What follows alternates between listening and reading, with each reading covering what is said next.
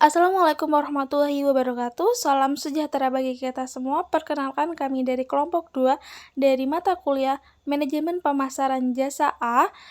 Di sini kami akan menyampaikan materi tentang efek ekonomi dan finansial jasa, di mana anggota grup dari kelompok 2 sendiri, yaitu yang pertama ada Raisa Aulia dengan NIM 2008 dan akhiran 1016, lalu saya sendiri Anifaika Yulia dengan NIM 2008 dengan akhiran 1024, lalu ada Agung Adi Wijaya dengan NIM 2008 dan akhiran NIM 1026, dan yang terakhir ada Dwi Amalia Ningtyas dengan NIM 2008 dan akhiran 1028. Baik, berikutnya adalah penjelasan tentang materi-materi yang akan kita sampaikan. Enjoy!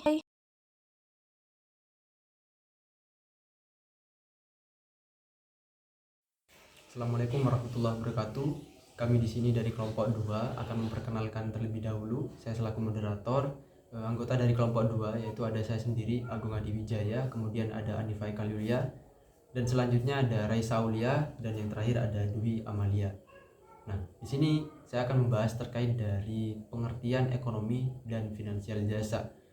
Ekonomi jasa merupakan suatu kegiatan dari ekonomi yang mempelajari terkait dengan produksi, distribusi, pertukaran, dan konsumsi jasa, di mana jasa sendiri memiliki arti terkait dengan suatu pelayanan yang meliputi terkait dengan pelayanan kesehatan, transportasi, asuransi, pendidikan, dan juga lain sebagainya.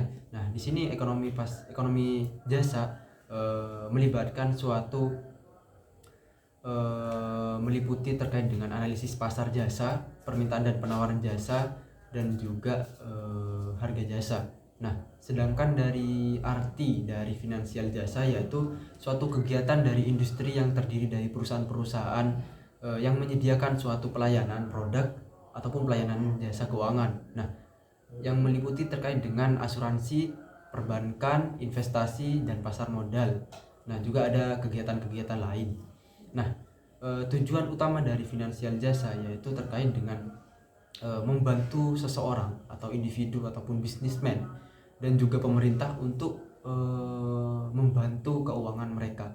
Nah, di sini juga memiliki arti untuk mencapai tujuan ekonomi ataupun tujuan dari keuangan dari seseorang ataupun individu ataupun pemerintah. Nah, finansial jasa juga memiliki tujuan atau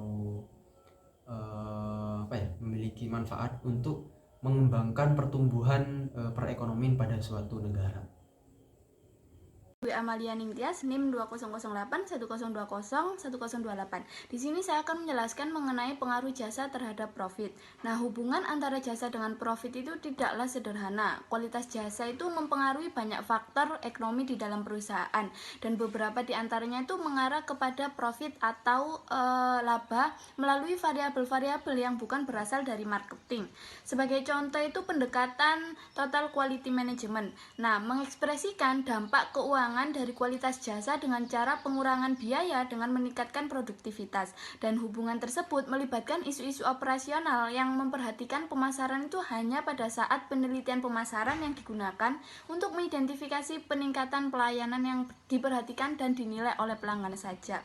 Bisa kita lihat pada gambar 9.1 bahwasannya jasa itu dapat mempengaruhi profit. Mengapa demikian? Karena pelayanan jasa yang dilakukan perusahaan itu dapat memberikan kepuasan kepada pelanggan atau konsumennya, dan hal tersebut itu dapat menciptakan loyalitas konsumen yang nantinya itu juga akan berdampak pada profit perusahaan. Semakin loyalnya konsumen kepada jasa yang ditawarkan oleh perusahaan, maka semakin banyak pula nantinya profit yang akan didapatkan oleh perusahaan tersebut. Materi selanjutnya mengenai model pemasaran yang berdampak kepada servis. Ada dua. Yang pertama itu ada pemasaran ofensif berdampak pada pelayanan. Nah, kualitas jasa itu dapat membantu perusahaan untuk mendapatkan lebih banyak pelanggan melalui offensive marketing. Nah, offensive marketing ini melibatkan pangsa pasar, reputasi, dan juga harga premium. Nah, ketika perusahaan mampu memberikan pelayanan yang baik, maka perusahaan itu akan mendapatkan reputasi positif, dan melalui reputasi positifnya itu, perusahaan itu mampu mendapatkan pelanggan yang lebih banyak dan kemampuan untuk mendapatkan harga yang lebih tinggi dibandingkan dengan pesaingnya. Nah, yang kedua ada pemasaran defensif berdampak kepada pelayanan. Nah, pendekatan pemasaran defensif ini merupakan pendekatan yang menekankan pada penahanan pelanggan atau customer retention yang dimilikinya. Nah, mempertahankan pelanggan ini jauh lebih penting dibandingkan dengan mencari pelanggan baru. Jika perusahaan tidak memperdukan pelanggan, maka yang rugi itu nantinya juga akan perusahaan itu sendiri. Dan mendapatkan pelanggan baru itu sangatlah mahal, karena kita itu harus mengeluarkan uang lebih mulai dari biaya iklan, promosi, dan biaya penjualan seperti ketika perusahaan itu memulai dari awal usahanya itu. Dan pelanggan baru itu biasanya tidak menguntungkan untuk beberapa waktu, sehingga lebih baik mempertahankan pelanggan yang lama dibandingkan dengan mencari pelanggan yang baru. Sebagai contoh itu pada perusahaan asuransi. Nah, biasanya belum dapat menutup biaya-biaya penjualannya hingga 3-4 tahun hubungan dengan pelanggan baru tersebut. Baik, perkenalkan saya Raisa Aulia Salsabila dengan NIM awal, NIM akhir 1016. Materi selanjutnya adalah persepsi pelanggan terhadap pelayanan dan kecenderungan pembelian. Berdasarkan berbagai fakta yang memperlihatkan bahwa pemberian pelayanan yang optimal akan berpengaruh terhadap kepuasan pelanggan dan persepsi kualitas juga akan dapat mempengaruhi behavioral atau perilaku pelanggan. Behavioral intention ini selanjutnya akan dapat memberikan pengaruh langsung pada penjualan dan perhatian pelanggan atau customer intention. Peningkatan customer intention ini juga akan memberikan dampak yang positif bagi perusahaan, yaitu dapat lebih menghargai perusahaan, kemudian mereka juga lebih memilih perusahaan kita dibandingkan dengan perusahaan lain, kemudian juga dapat meningkatkan volume pembelian dari mereka dan mereka juga tidak keberatan atau mau membayar dengan harga yang mahal. Di satu studi menemukan hubungan antara kualitas pelayanan dan behavioral intention yang lebih khusus. Di sini tuh studinya melibatkan para mahasiswa untuk menemukan hubungan yang kuat antara kualitas pelayanan dan behavioral yang sangat penting, termasuk pada sikap yang baik, yaitu seperti mengatakan segala hal yang positif mengenai universitas, dan mereka merencanakan untuk merekomendasikan universitasnya tersebut kepada perusahaan-perusahaan untuk merekrut pegawai yang berasal dari lulusan universitasnya tersebut. Nah, memahami hubungan antara kualitas pelayanan secara keseluruhan dan laba itu sangatlah penting, tapi juga lebih bermanfaat lagi bagi manajer untuk mengidentifikasikan variabel khusus dari kualitas pelayanan yang juga berhubungan dengan laba.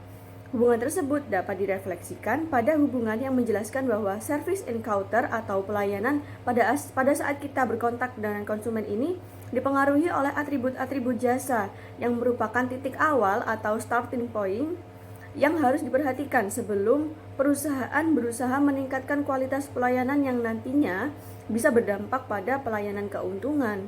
Kemudian juga hubungan itu menunjukkan bahwa jika penyedia jasa dapat memberikan service encounter yang baik kepada konsumennya, akan dapat meningkatkan kualitas jasa tersebut juga, dan yang selanjutnya juga akan berdampak positif terhadap perilaku pelanggan atau behavioral intention tersebut.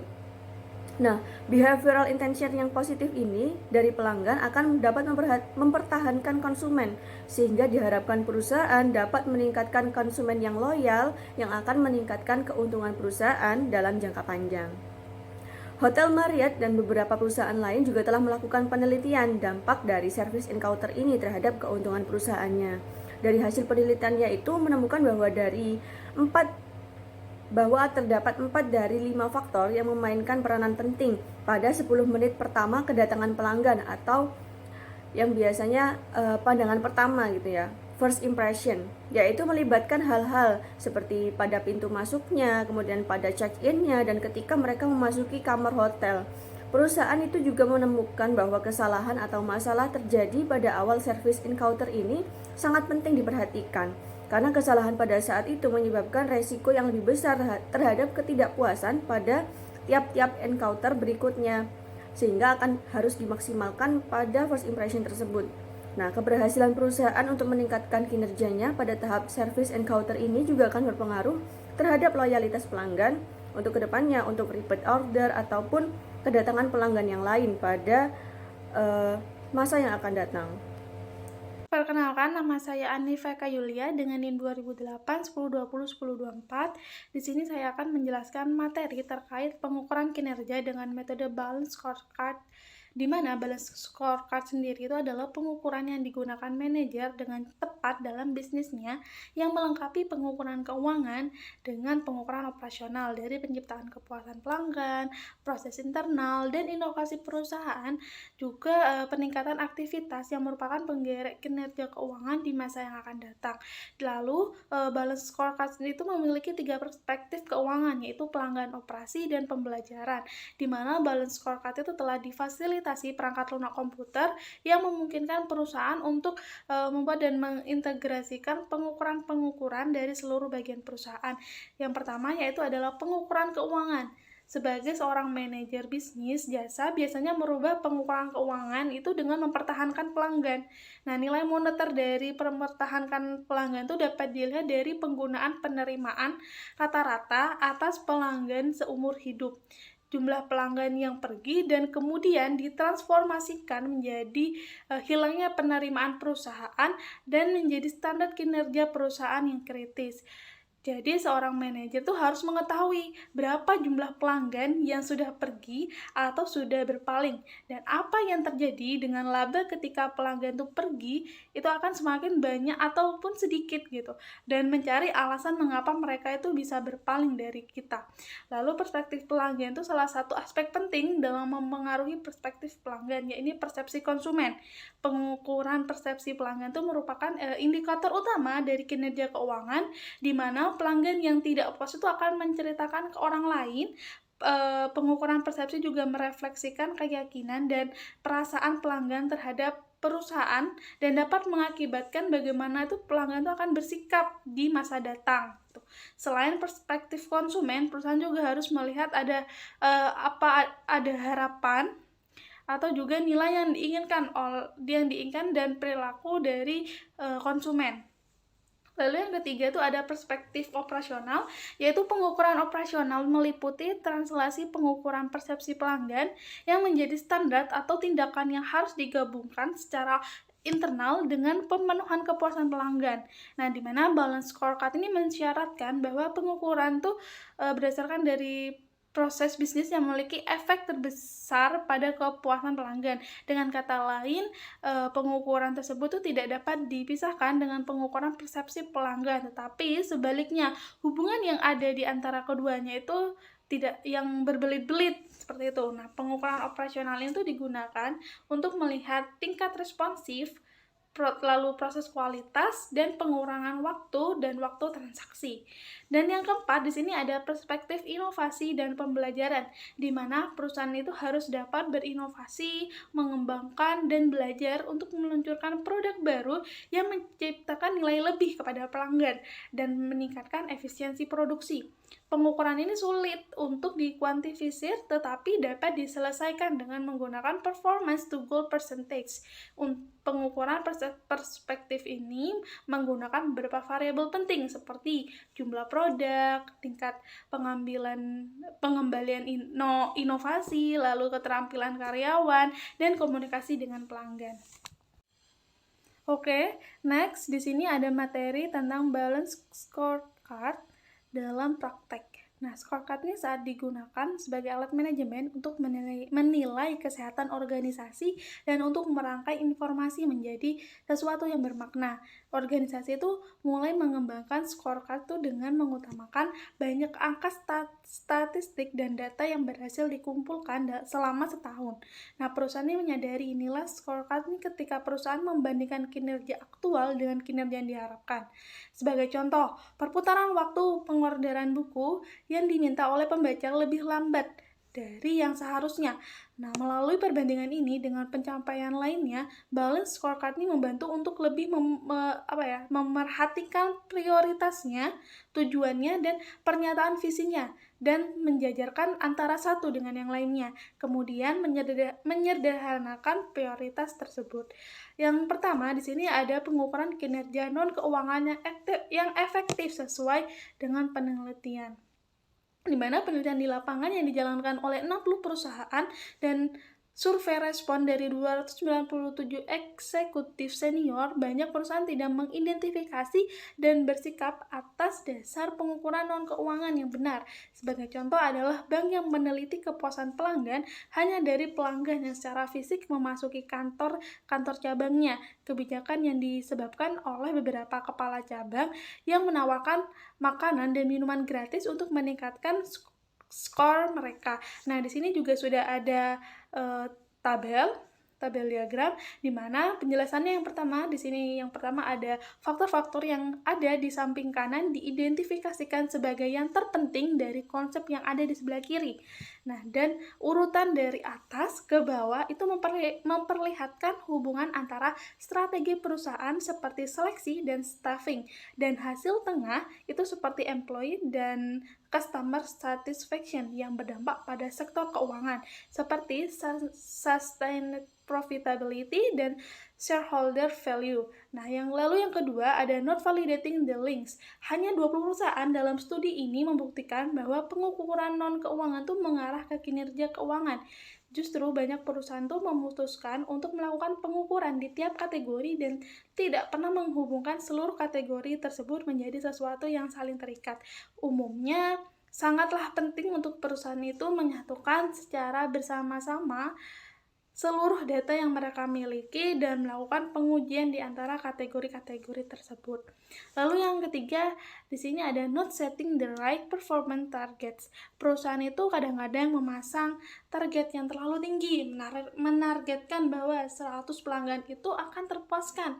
Mungkin kelihatan menjadi tujuan yang sangat diinginkan, tetapi banyak perusahaan itu mengeluarkan terlalu banyak sumber dayanya untuk mendapatkan peningkatan kepuasan pelanggan yang sangat kecil. Nah, penelitian yang dilakukan oleh Valerie Z. Hamel, Mary Jo Bittner, dan Dewinder Grimler itu menemukan bahwa sebuah perusahaan telekomunikasi yang memasang target itu mencapai 100 kepuasan pelanggan telah membuang secara sia-sia sumber dayanya karena pelanggan yang 100 itu terpuaskan tidak memberikan lebih banyak uangnya dibandingkan pelanggan yang 80-nya itu terpuaskan.